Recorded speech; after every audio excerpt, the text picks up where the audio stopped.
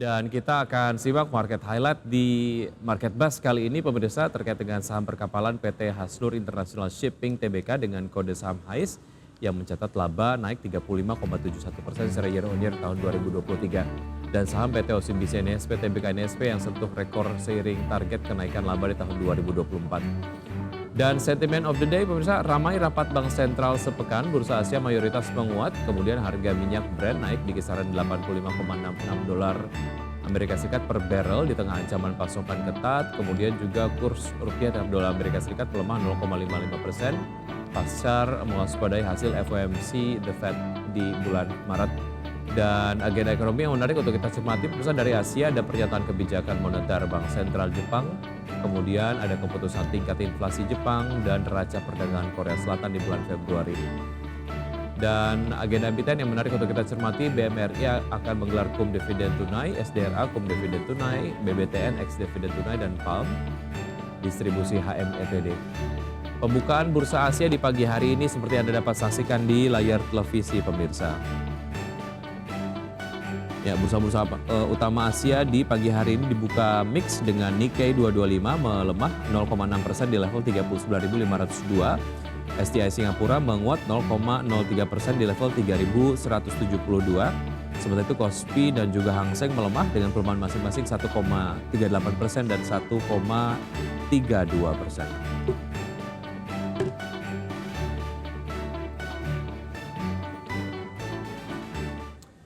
Dan pemirsa untuk berbincang pagi hari ini di Market Bus kita sudah tersambung melalui video conference ada Mas Hendra Wardana, beliau adalah founder Republic Investor. Apa kabar Mas Hendra? Baik Mas Wiki, apa kabar Mas Wiki? Kabar baik, terima kasih sudah bergabung bersama kami di Market Bus. Semoga kita sehat selalu. Mas Hendra bicara mengenai pelemahan IISG tapi kemudian Unilever kemarin melonjak 5% disertai net buy asing, dan bagaimana analisis Anda terkait dengan Unilever? Apakah memang terkait dengan festive season yang sebentar lagi kita kemudian akan hadapi, atau ada alasan fundamental lain terkait dengan Unilever sehingga investor asing cukup tertarik untuk masuk banyak ke Unilever? Oke, selamat pagi semuanya teman-teman investor. Kalau misalnya kita lihat perdagangan kemarin untuk Unilever sendiri, memang asing melakukan net buy sebesar 43 miliar ya. Walaupun memang kita lihat secara fundamental sebenarnya saham Unilever ini bukan merupakan saham yang terbaik juga di sektornya, consumer dalam hal ini. Jadi kalau misalnya kita lihat rasio dari per Unilever sendiri itu berada di angka 22 kali sebenarnya. Berada jauh di atas rata-rata industrinya yang hanya 7 kali atau sektornya yang di angka 17 kali. Sehingga memang secara fundamental sebenarnya saham Unilever ini masih tergolong overvalue atau bisa dibilang mahal. Tapi memang untuk jangka pendek menarik untuk ditradingkan, karena kalau misalnya kita lihat pergerakan kemarin yang tadi saya sedikit bahas, asing melakukan net buy di saham Unilever itu sendiri. Jadi sehingga memang kenaikan Unilever ini hanya bersifat untuk menarik investor retail, dan mungkin investor retail juga bisa melakukan untuk trading jangka pendek untuk saham Unilever. Oke, masuknya investor asing ke Unilever ini kemudian mengindikasikan ataupun menyebabkan kenaikan harga dari Unilever sendiri. Di tengah kenaikan tersebut belum terlambat juga untuk memanfaatkan momentum ini begitu, tapi terms and conditions-nya adalah hanya dilakukan jangka pendek saja begitu ya? Betul Mas Wiki. Oke, tapi secara harga untuk mereka yang kemudian cukup tertarik dengan Unilever untuk term investasi menengah ke panjang, sebetulnya kalau kemudian dilihat dari tren harganya secara year to date ataupun mungkin ditarik ke beberapa bulan yang lalu, sebetulnya Unilever harganya sudah sold atau seperti apa menurut Anda? Iya, sebenarnya dalam trennya memang saham Unilever masih dalam tren yang bearish, masih dalam tren bearish untuk jangka pendeknya itu sideways. Tapi memang kalau misalnya kita lihat perdagangan kemarin, saham Unilever itu mampu breakout moving average 20-nya dan secara stokastik juga bullish. Terus tadi saya tambahkan adalah asing melakukan net buy sebesar 43 miliar.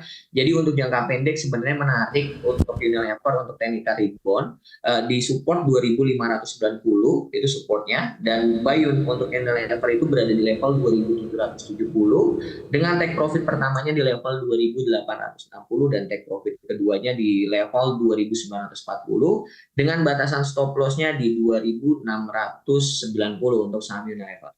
Ya, masa Lebaran dan juga mudik tidak membuat proyeksi Anda terkait dengan Unilever ini menarik untuk di koleksi jangka menengah. Iya, sebenarnya kalau misalnya dibilang untuk jangka menengah tadi ya, ketika misalnya batasan dari resistennya take profit pertama di level 2860 dan take profit keduanya di 2940 ini ke breakout atau tidak. Tapi memang secara sektor memang consumer dan retail ketika misalnya Ramadan atau lagi menjelang Lebaran memang sektor ini pasti bisa dibilang sangat diminati oleh investor. Tapi tetap kita harus melihat perkembangan dinamika yang terjadi di capital market sendiri, Mas Wi. Menarik, kita akan lanjutkan usai jeda berikut ini Mas Hendra dan pemirsa tetap bersama kami, usai jeda kami akan segera kembali. Terima kasih Anda masih bergabung bersama kami dan saya masih berbincang dengan Mas Hendra Wardana, founder Republic Investor. Kalau kita bicara mengenai satu sentimen yang kemudian juga nampaknya ini diperbincangkan oleh pelaku pasar terkait dengan penguatan dari harga minyak sendiri yang melonjak 2% ke level puncak selama 4 bulan. Sejauh mana ini kemudian jadi concern juga Mas Hendra, ini tentu saja juga berkaitan dengan rencana dari Irak sendiri dan juga Saudi Arabia yang kemudian menyampaikan komitmen untuk mengurangi pasokan minyak mentah ke pasar global begitu. Analisis Anda seperti apa?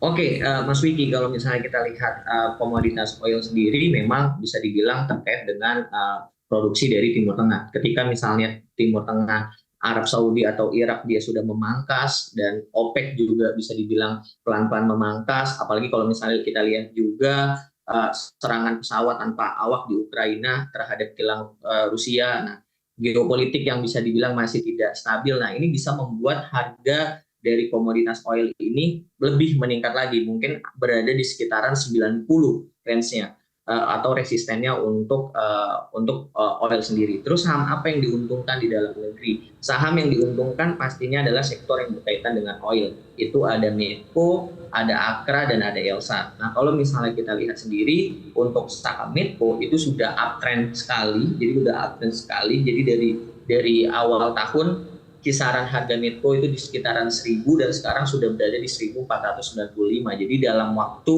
3 bulan itu kenaikan dari saham Medco itu kurang lebih sudah hampir 40-50%. Apakah masih ada potensial upside-nya untuk saham Medco? Saya bilang masih, kecenderungan Medco masih dalam tren strong bullish. Mungkin resisten dari Medco sendiri itu berada di level 1600.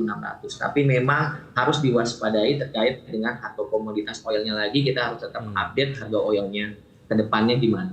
Betul, karena cukup fluktuatif. Tapi kemudian data lain yang mendukung permintaan dari minyak dunia sendiri yaitu adalah data positif dari China di bulan Januari dan juga Februari yang diperkirakan akan meningkatkan serapan komoditas, salah satunya komoditas minyak ataupun energi ke China begitu ya. Dan sehingga ini nampaknya dalam tanda kutip mengawetkan sentimen penguatan harga minyak dunia. Analisis Anda seperti apa, Mas Hendra? Betul sekali, Mas Wiki, ketika misalnya kita lihat ekonomi Cina bisa dibilang masih dalam pemulihan pasca krisis kemarin properti di Cina, tapi pelan-pelan ekonomi Cina sudah mulai membaik. Bisa dibilang ketika misalnya ekonomi Cina membaik, otomatis ekonomi global pun juga akan membaik. Jadi permintaan dari negara Cina ketika misalnya ekonomi mulai membaik itu pasti sangat tinggi terhadap komoditas itu sendiri, baik dari oil ataupun dari komoditas batu bara. Jadi mungkin kita akan lihat nanti apakah komoditas oil ini masih akan terus mengalami penguatan dan apakah rebound juga untuk sektor batu bara ketika misalnya ekonomi Cina mulai membaik. Saya rasa sektor dari oil dan batu bara akan menjadi menarik ketika ekonomi Cina sudah mulai membaik. Oke, baik.